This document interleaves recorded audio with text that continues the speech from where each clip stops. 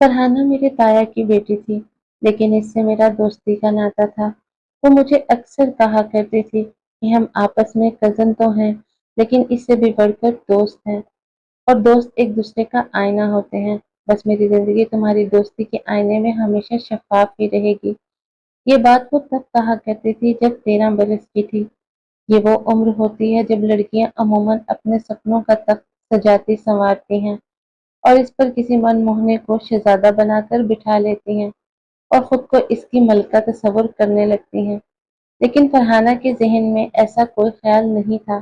اس کا ذہن بہتے چشمے کی طرح صاف شفاف تھا۔ ایسے میں اس کی منگنی خالہ زاد ریان سے کر دی گئی۔ سو سادہ دل، معصوم صورت اور اچھی سوچ رکھنے والی لڑکی کی معصوم سوچ میں کسی ہمسفر ساتھی کی تصور کی کھڑکی کھل گئی، کیونکہ منگنی کے بعد یقیناً اس کے ذہن میں شادی کا تصور بھی اجاگر ہوا۔ اس نے اس نہج پر خواب دیکھنا شروع کیے۔ اتفاق انہی دنوں فرحانہ کی کلاس میں ایک نئی لڑکی داخل ہوئی جس کا نام تبسم تھا۔ اس لڑکی سے فرحانہ کی دوستی ہو گئی۔ یہ لڑکی بہت اونچے خواب دیکھنے کی عادی تھی۔ اس نے ہی فرحانہ کے دماغ میں یہ بات ڈالی کہ تم نے کہاں غریبوں میں منگنی کروا لی ہے، ساری عمر چھوٹی چھوٹی خوشیوں کو ترسو گی، اب بھی وقت ہے ریان سے شادی سے انکار کر دو۔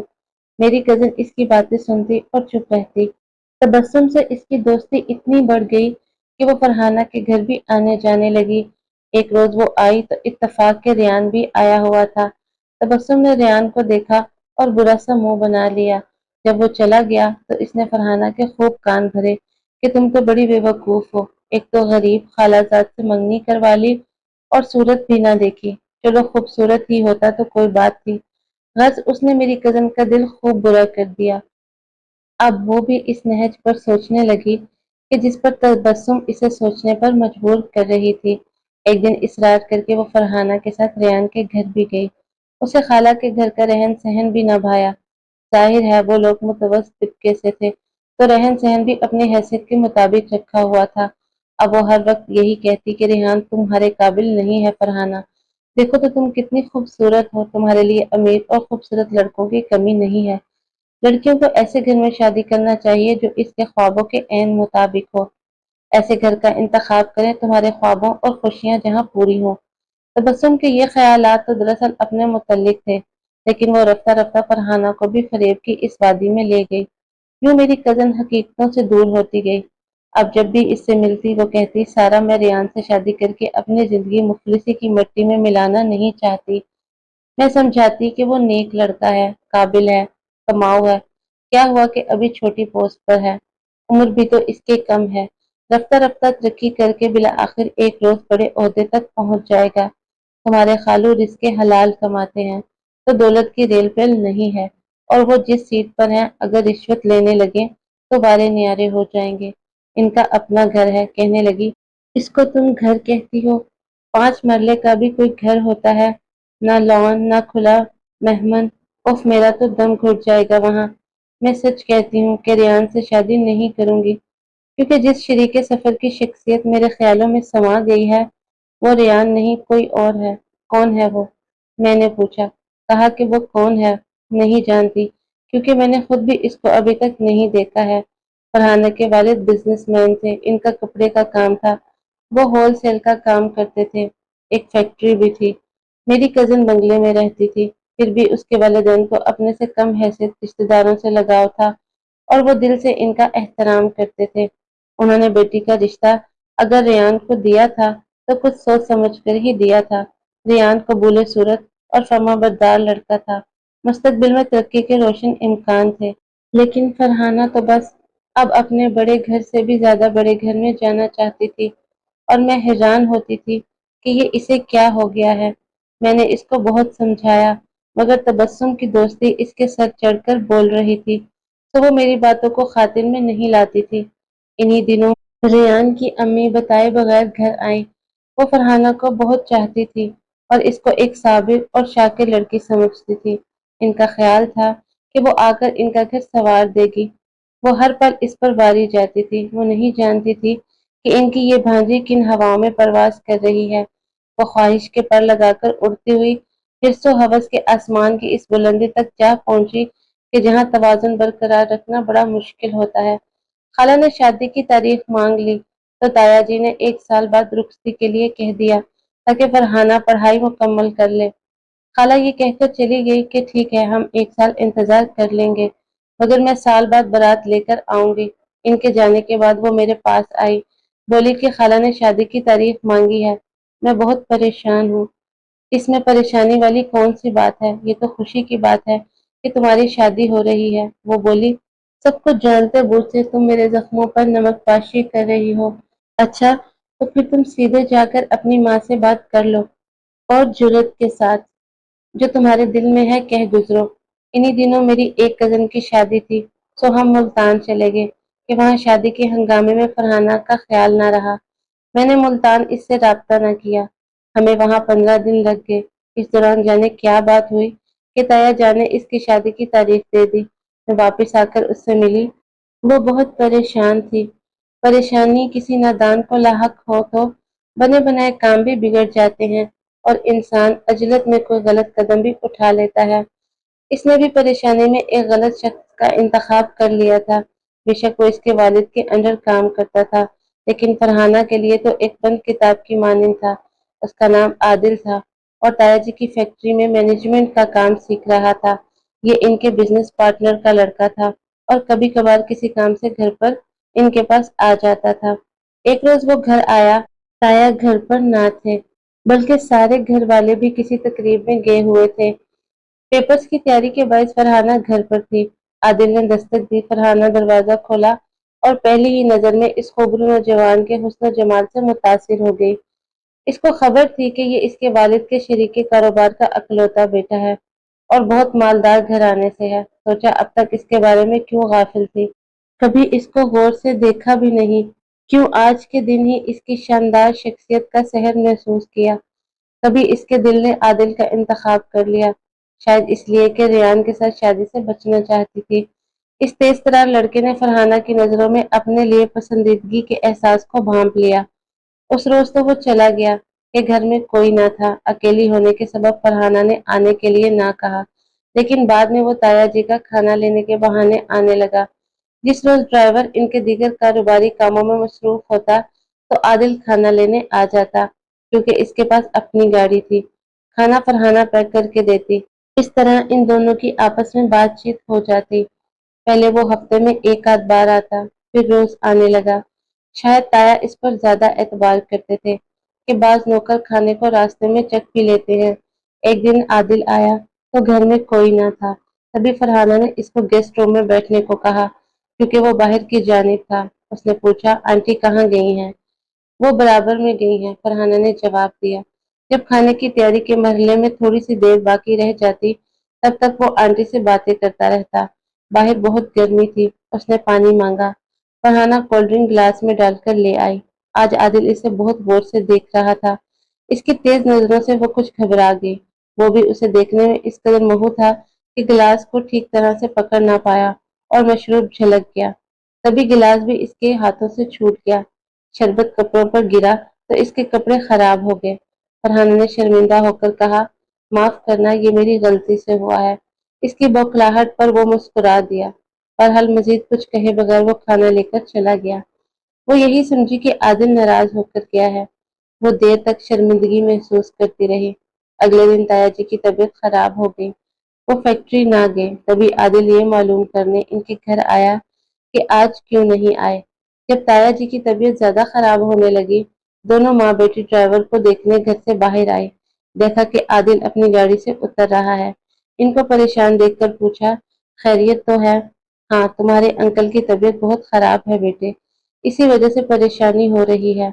आदिल को वो अंदर ले आई। उसने अंकल को देखते ही कहा कि ड्राइवर का इंतजार ना करें, मैं इनको अपनी गाड़ी में हॉस्पिटल ले चलता हूँ। वो सहारा देकर ताया को गाड़ी तक लाया और फौरन इनको हॉस्पिटल ले गया। डॉक्टर ने इनको दाखिल कर लिया। वो वापस आकर आंटी और फरहाना को भी हॉस्पिटल ले गया। इन दोनों पर ऐसे वक्त इसके बड़ा एहसान किया। वो रात तक ताया जी के पास ही रहा। फरहाना ने इसके इस एहसान को अपने दिल में जगह दे दी। अब फरहाना को आदिल बहुत अच्छा लगने लगा। वो बेचैनी से इसका इंतजार करती। ताया जी हॉस्पिटल में थे। اور آنٹی ان کے پاس ہوتی۔ عادل گھر آتا، فرحانہ سے انکل کے لیے کھانا لے جاتا۔ اس دوران وہ کچن میں آ جاتا اور اس کے ساتھ باتیں کرتا رہتا۔ جب وہ سوپ وغیرہ تیار کر رہی ہوتی، وہ اس کی باتوں کے جواب میں ہوں ہاں کرتی رہتی۔ تب اس نے کہا، کیا بات ہے فرحانہ، آپ بولتی کم ہیں، حالانکہ آپ کی آواز ایسی ہے کہ بار بار سننے کو دل چاہتا ہے۔ اس پر بے اختیار وہ بول پڑی، باتیں صرف زبان سے ہی نہیں کی جاتی، کیا آپ نگاہوں کی زبان نہیں سمجھ سکتے؟ یہ اس نے بے باکی کے ساتھ بہت بڑی بات کہتی تھی۔ وہ تو جیسے موقع کی تلاش میں تھا، کہنے لگا، آپ تو پہلی نظر میں میرے دل میں سما گئی تھی۔ ڈر تھا کہ کچھ کہہ دیا اور آپ کو ناگوار ہوا تو ناراض ہو جائیں گی۔ جب سے آپ کو دیکھا ہے، جینے کا ڈھنگ آ گیا ہے۔ وہ نہ جانے اس قسم کی اور کتنی باتیں کہتا رہا اور فرحانہ ان باتوں کی بھول بھلیاں میں گم ہوتی چلی گئی۔ اس کے جانے کے بعد بھی وہ گمسم بیٹھی رہ گئی تھی۔ اگلے دن جب وہ آیا، اس نے دیکھا کہ فرحانہ ان کی باتوں کے جال میں الجھ گئی ہے۔ وہ بے چینی سے اس کا انتظار کر رہی تھی۔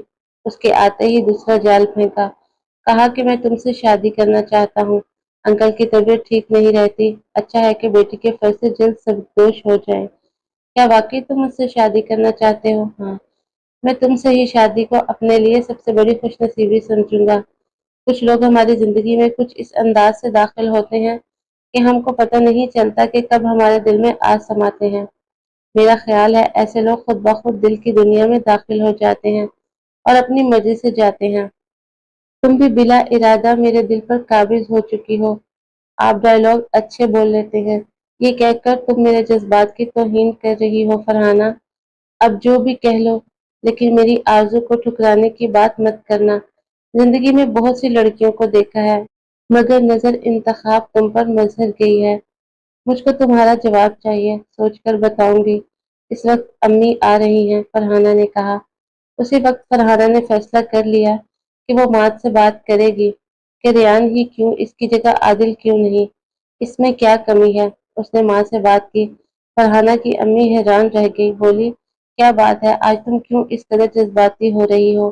وہ خاموش رہی۔ بیٹی، ماں باپ کے فیصلے کوئی اہمیت نہ رکھتے یا ان کی ضرورت نہ ہوتی تو اللہ یہ رشتے نہ بناتا۔ ہر رشتے کا ایک اپنا مقام ہے اور اپنا تقدس ہے۔ میں مانتی ہوں امی کہ والدین کے فیصلے بیٹیوں کے لیے درست ہوتے ہوں گے، لیکن آپ کے فیصلے نے جیتے جی مجھ کو جہنم کی آگ میں جلنے کے لیے چھوڑ دیا ہے۔ فرحانہ تم کیا کہہ رہی ہو؟ ہم نے تمہارے ساتھ کون سا ظلم کیا ہے؟ آپ سب نے مل کر مجھ کو سارا جیون جلنے کے لیے آگ میں دھکا دیا ہے۔ میں ہرگز 3 کمروں والے گھر میں بیاہ کر نہ جاؤں گی۔ مجھ کو خالہ کے گھر کا سوچنے سے ہی گھٹن ہوتی ہے۔ بیٹی کیا کہہ رہی ہو؟ رشتے مکینوں سے ہوتے ہیں، مکان سے نہیں۔ ریان محنتی لڑکا ہے، ایک نہ ایک دن ضرور دوسرا بڑا گھر بنا لے گا یا نہیں بنا پائے گا، اللہ جانے، لیکن میں یہ رسک نہیں لے سکتی۔ ماں، آپ کو میری زندگی برباد ہونے سے بچانا ہوگی۔ میں آپ کی منت کرتی ہوں، میری مدد کیجیے۔ مائیں اپنی اولاد کے لیے کیا کچھ نہیں کرتی، تو کیا آپ میرے لیے کچھ نہیں کر سکتی؟ اس کی منت سماجت پر تائی جی نے کہا، اچھا ٹھیک ہے، میں تمہارے پاپا سے بات کروں گی۔ رات کو جب سب کھانے پر بیٹھے، فرحانہ نہیں آئی۔ ماں نے کہا اس کی طبیعت ٹھیک نہیں ہے۔ کھانا کھا چکنے کے بعد تائی جی نے بات شروع کی کہ فرحانہ ریان سے شادی نہیں کرنا چاہتی ہے۔ وہ کہتی ہے کہ یہ منگنی توڑ دیں ورنہ میں کچھ کھا لوں گی۔ اس پر باپ اور بھائی سٹ پٹا گئے، حیران تھے کہ وہ ایسا کیوں کہہ رہی ہے کہ وہ غریب گھرانے میں شادی نہیں کرنا چاہتی۔ اس کے بھائی غصے میں آ گئے، یہ کیا بات ہوئی؟ بھلا یہ بھی کوئی بات ہے؟ اس نے یہ کیسے کہہ دیا؟ ہماری عزت اور غیرت کا معاملہ ہے، منگنی ہو چکی ہے، ہماری نظر میں ریان سے اچھا کوئی نہیں ہے۔ امی، آپ اس کو سمجھا دیں کہ جو وہ چاہتی ہے وہ نہیں ہوگا۔ غربت کے علاوہ ریان میں کیا برائی ہے، اور غربت دور ہو سکتی ہے، غریب ہونا کوئی عیب نہیں۔ ان کو اللہ نے اتنا رزق دیا ہے کہ عزت کی زندگی گزار رہے ہیں۔ امیری غریبی مستقل رہنے والی چیز نہیں ہے، ان کے یہ دن بھی بدل جائیں گے۔ والد اور بھائی صبح سب اپنے اپنے کام پر چلے گئے۔ فرحانہ نے ماں سے پوچھا، تائی جی نے اس کو رات والی گفتگو گوش گزار کر دی، سمجھانے کی کوشش بھی کی، وہ کسی صورت نہ مانی۔ اس نے فیصلہ کر لیا کہ اگر انہوں نے اس کی بات نہ مانی تو وہ بغاوت کر دے گی۔ اگلے دن عادل انکل کی طبیعت پوچھنے آیا تو اس کو دیکھ کر فرحانہ خوشی سے گلنار ہو گئی۔ جب سے اس نے عادل کی توجہ حاصل کی تھی، اس کو یہ گھر اور اپنے گھر کے لوگ پرائے لگنے لگے تھے۔ وہ صرف عادل کو ہی اپنا سمجھتی تھی۔ عادل تائی جی سے ملا، وہ بہت پریشان تھی۔ اس نے پریشانی کی وجہ پوچھی، تب انہوں نے بتا دیا کہ فرحانہ کی منگنی ریان سے ہو چکی ہے اور اب وہ ہم کو پریشان کر رہی ہے۔ تائی جی نے عادل کو گھر کا فرد سمجھتے ہوئے سارا احوال بتا دیا اور مدد کی درخواست کی۔ وہ سارا قصہ سننے کے بعد کچن میں گیا اور فرحانہ سے بات کی کہ تمہاری امی پریشان ہے، تم کیا کہتی ہو؟ میں نے جو کہنا تھا کہہ دیا۔ اگر تم نے مجھ سے شادی نہیں کرنی تو میں پھر بھی ریان سے شادی نہیں کروں گی۔ اچھا تو پھر تم منگنی توڑوا لو۔ تمہارے والدین نہیں مانتے تو ریان سے کہہ دو کہ تم اس کو ناپسند کرتی ہو اور شادی نہیں کرنا چاہتی۔ وہ اتنا ہی اچھا اور نیک ہے تو ضرور تمہاری رضا کی پرواہ کرے گا اور خود منگنی ختم کر دے گا۔ عادل دوہری چال چل رہا تھا۔ ادھر وہ فرحانہ کی والدہ سے کہتا کہ آپ کی لڑکی کو سمجھا رہا ہوں، وہ مان جائے گی، اور ادھر فرحانہ کو کہتا کہ فوراً منگنی توڑ لو، میرے پاس بہت بڑا گھر ہے، میں تم کو خوش رکھوں گا، شادی کے بعد ہم گھومنے جائیں گے، میں تم کو ساری دنیا کی سیر کرواؤں گا۔ وہ جب یہ باتیں سنتی اس کے دل میں ارمان مچل اٹھتے۔ اس کو عادل کے علاوہ دنیا میں اور کچھ نظر نہ آتا تھا۔ ریان ان کے گھر آیا، اس نے اس کے ساتھ سیدھے منہ بات نہ کی۔ اس نے پانی مانگا تو فرحانہ نے منگنی کی انگوٹھی گلاس میں ڈال کر اس کو دے دی اور کہا کہ پانی کی بجائے یہ انگوٹھی اٹھا لو اور غصہ پی لو، میں تم سے شادی نہیں کر رہی۔ یہ بات اس کے بھائی نے سنی تو وہ اس کو مارنے کو لگتا، لیکن ریان نے اسے تھام لیا اور ماں بھی درمیان میں آ گئی۔ ریان خاموشی سے انگوٹھی لے کر چلا گیا۔ تائی جی کسی کو بتائے بغیر عادل کے گھر گئی اور اس کی والدہ سے بات کی۔ اس خاتون نے کہا، آپ کو غلط فہمی ہوئی ہے، ہم اپنے بیٹے کی شادی طے کر چکے ہیں اور عادل کو بھی اس شادی پر کوئی اعتراض نہیں ہے۔ اگلے ماہ کی 10 تاریخ کو اس کی شادی ہے۔ یہ سن کر تائی کو سکون ملا، وہ گھر لوٹی تو کسی کو نہ بتایا کہ کہاں گئی تھی۔ منگنی کی انگوٹھی ریان کو واپس کرنے پر فرحانہ کے بڑے بھائی نے اس کو مارا تو اسے بخار ہو گیا، لیکن عادل نہ آیا تو اپنی شادی کی تیاریوں میں مصروف تھا۔ فرحانہ انتظار کرتی رہ گئی، وہ نہ آیا، اور پھر ایک دن جب وہ آیا تو اس کے ہاتھ میں شادی کا کارڈ تھا۔ وہ سیدھا تایا جی کے پاس گیا اور ان کو کارڈ دے کر کہا کہ آپ لوگ میری شادی میں ضرور آنا۔ اس نے فرحانہ سے بات تک نہ کی۔ اس کے آنے سے جو شہنائیاں فرحانہ کے دل میں بجتی تھی اب وہ نوحوں میں تبدیل ہو گئی۔ اب ہر شے روتی ہوئی لگتی تھی۔ اسے لگا جیسے کسی نے اس کے پیروں تلے سے زمین کھینچ لی ہو۔ اس کے جسم سے روح نکل رہی تھی۔ وہ بڑی مشکل سے خود کو گھسیٹ کر اپنے کمرے میں جا کر بستر پر گر گئی۔ تائی جی نے مجھے بلوایا کہ اسے دیکھو، اس نے کمرہ بند کر لیا ہے۔ میں نے اس کے بھائی کی منت کی، اس نے کھڑکی توڑی، ہم اندر گئے، وہ بے ہوش پڑی تھی۔ اسے ہاسپٹل لے گئے، 2 دن بعد اسے ہوش آیا۔ ڈاکٹر کو تمام احوال بتایا تو اس نے اس کو سکون کی دوائی دی۔ وہ 1 سال زیر علاج رہی، تب کہیں جا کر کچھ نارمل ہوئی۔ تائی جی اور ریان کی امی تو آپس میں سگی بہنیں تھیں۔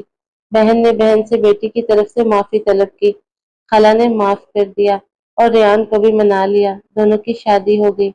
کچھ عرصہ فرحانہ کھوئی کھوئی رہی۔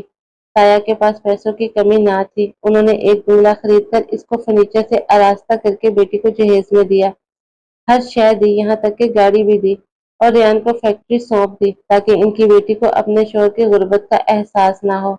یوں اللہ تعالیٰ نے ریان کو اس کی اچھائی کا ثمر دے دیا اور فرحانہ کو بھی اچھے برے کی پرکھ ہو گئی۔ اس کو ریان سے نفرت نہ تھی، نفرت و تبسم نے دلائی تھی، وہ بھی اس کی غربت سے۔ جب غربت نہ رہی تو پھر نفرت کیسی؟ تو یہ ہے انسان کی ان بلند سوچوں کی اوقات جو حرص و ہوس کی تابع ہوں تو وہ ریت کے گھرولوں کی طرح گرتے ہیں۔ آج ریان فرحانہ کا سب کچھ ہے اور اس کو اپنے شوہر سے کوئی شکایت نہیں ہے۔